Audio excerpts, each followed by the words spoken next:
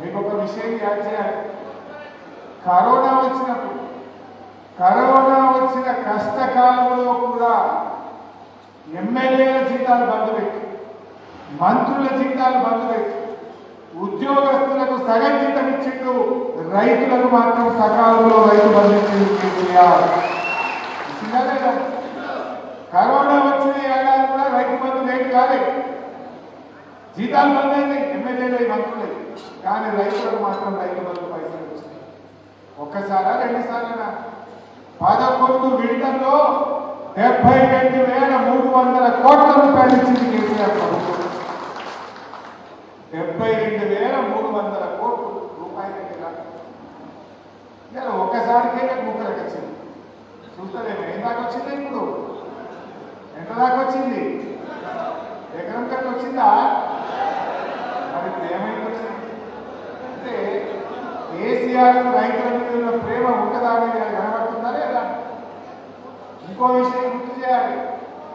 మొదలు 2017లో స్కీమ్ వచ్చినప్పుడు ఎకరానికి 8,000 ఉంది.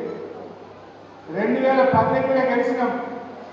గెలవంగానే యాసంగి పంటకు 10,000 రాలేదా? మనం గెలవంగానే 10,000 అన్నాం, తెల్లారికే 10,000 ఇచ్చినాం. కానీ వీళ్ళు గెలవంగానే 15 అన్నారు, మాట తప్పిండ్రు. పోనీ 10 ఇస్తామన్నారు, అవన్న టైం మీద ఇచ్చిందా? ఏమంటుంది ఊళ్ళో కూడా రైతులు యాడ్ చేస్తున్నారా? ఇంకో విషయం గుర్తు చేయాలి.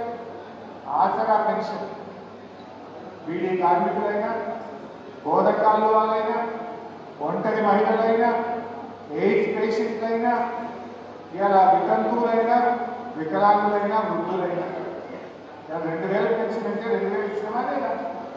మీకు ఒక విషయం యాడ్ చేస్తున్నా. మనం మొదటిసారి గెలిచినప్పుడు 200 పెన్షన్ను 500 పెంచి 1,000 రూపాయలు ఇస్తామన్నాం, ఇచ్చినామా లేదా? రెండవసారి గెలిస్తే 2,000 చేస్తామన్నాం. గెలిచిన తెల్లారే, గెలిచిన తర్వాత వచ్చిన నెలలో 1000 పెన్షన్ 2,000 పడదా లేదా? వీళ్ళు ఏమన్నారు? ఎలక్షన్లు జరిగేటప్పుడు అవార్డు పెన్షన్ ఎంత అన్నారు, 2,000 అన్నారు. అనగానే ఏమన్నారు ఈ రేవంత్ రెడ్డి గారు, ఇక మేము వస్తున్నాం కాంగ్రెస్ పార్టీ రాగానే 2,400 ఎక్కరు. అయిందా? 4 అయిందా? మనం 1,002 అన్నాం, గెలిచిన తెల్లార 2,000 చేసి ఇచ్చినాం రైతు ప్రజలకు. కానీ వీళ్ళు గెలిచిన తెల్లార 2,400 అన్నారు, ఇచ్చిందా? 2,400 అంటే మాట తప్పింది. 10,000 రైతు బంధువులు 15,000 అన్నారు, మాట తప్పిండు. కరెంటు బిల్లులు కట్టద్దన్నారు, మాట తప్పిండు. బోనస్ ఇస్తామన్నారు, మాట తప్పిండు. ఇది మనం కొత్తగా అంటలేం.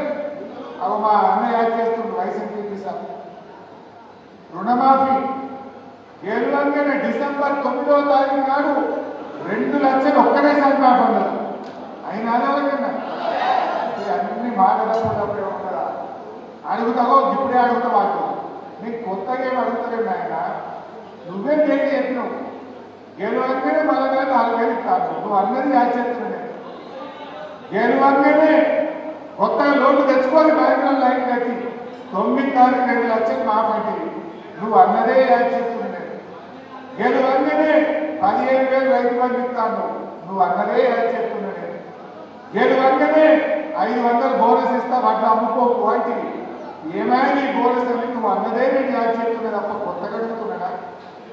ఇది కొత్తగా అడుగుతా. నీ డేట్లు నేను పెట్టినా, మీ హనుమంతరావు గారు అంటున్నారు, హరీష్ రావు తొందరపడుతున్నాను. నేను తొందరపడలేదు, ప్రజలు అనుకుంటున్నాను.